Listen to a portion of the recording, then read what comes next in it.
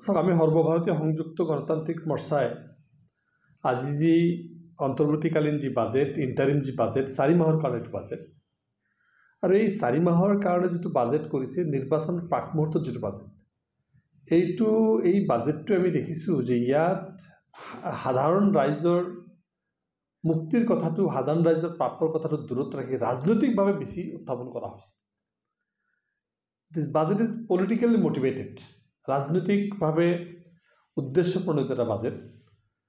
আৰু এই বাজেটৰ জৰিয়তে গোটেই ভাৰতবৰ্ষৰ মানুহখিনি এটা প্ৰৱলম্বিত কেনেকৈ কৰিব পাৰি, কেনেকৈ তেখেতসকলৰ বিভিন্ন বেনিফিচিয়াৰী জাতীয় যিবিলাক স্কিম, লাখপতি দিদি বনোৱা, PM কিষাণৰ জৰিয়তে, PM নিধিৰ জৰিয়তে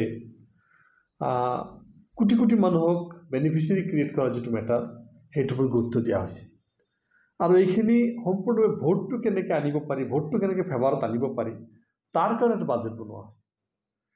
100% পলিটিকেলি বাজেট। এই বাজেটটো আমি দেখিছোঁ আকৌ উত্তৰ পূৰ্বাঞ্চলৰ কাৰণে কোনো ধৰণৰ বিশেষ পেকেজ আমি ইয়াত দেখা নাই। অসমৰ কাৰণে কোনো বিশেষ পেকেজ আমি দেখা নাই। আমি বাৰে বাৰে যিটো বঞ্চিত হৈ আহোঁ যে উত্তৰ পূৰ্বাঞ্চল আমাক সদায় বঞ্চিত কৰে বা অসমক সদায় বঞ্চিত কৰে, এই কথাটো এইবাৰৰ এই ইণ্টাৰিম বাজেটটো আকৌ প্ৰমাণ হ'ল। তো আমি সৰ্বভাৰতীয় সংযুক্ত গণতান্ত্ৰিক মৰ্চাই এই বাজেটটো দেখিছোঁ যথেষ্ট ঘোষণা ইয়াত আছে। উজ্জ্বলা দিয়া হ'ল, PM কিষাণ দিয়া হ'ল, এতিয়া লোন দিয়া হ'ব, লাখপতি দিদি বনাই সেল্ফ হেল্প গ্ৰুপৰ যদি কৰা হ'ব। তো যিখিনি কাম কৰা হৈছে, বেনিফিচিয়াৰী ক্ৰিয়েট কৰাৰ ওপৰত বেছি গুৰুত্ব দিয়া হৈছে। চাওক, একদম চিম্পল এক্সাম্পল, আজি আমি এটা দুখীয়া মানুহক 4,000 টকা দিলোঁ। 4,000 টকা যদি কোনোবা দুখীয়া মানুহক দিওঁ, তাৰ কিন্তু অৰ্থনৈতিকভাৱে সচ্ছলতা বৃদ্ধি নহ'ব। তেখেতে পাৰ্চেছ কেপাবিলিটিটো কিছু ডেভেলপ হ'ব। এই 4,000 টকাত এদিন মাছ খাব, এদিন মাংস খাব বা কিবা এটা কৰিব। এই কিন্তু অৰ্থনৈতিকভাৱে স্বাৱলম্বিতা নাহে, কোনো এছেট ক্ৰিয়েশ্যন নহয়, কোনো সম্পদৰ তাত বৃদ্ধি নহয়।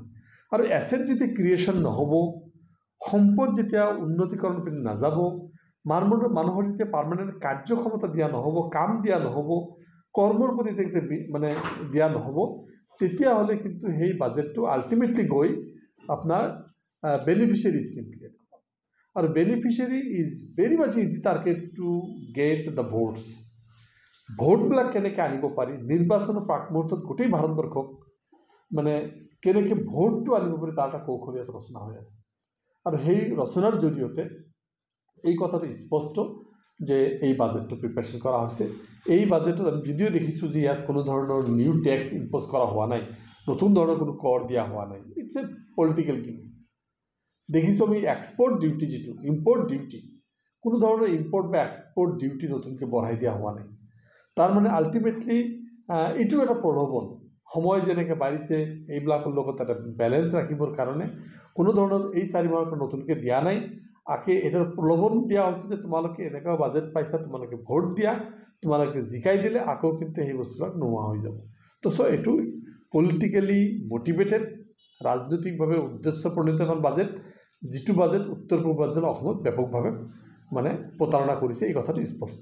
মানে আপুনি ক'ব বিচাৰিছে যে ভোট কেন্দ্ৰিক বাজেট হিচাপে, নিৰ্বাচন কেন্দ্ৰিক, ভোট কেন্দ্ৰিক, মানুহ ভোট কেনেকৈ আনিব পাৰি তাৰ এটা কৌশলৰ কাৰণে এইটো বাজেট প্ৰিপেৰেশ্যন কৰা হৈছে, এই কথাটো স্পষ্ট।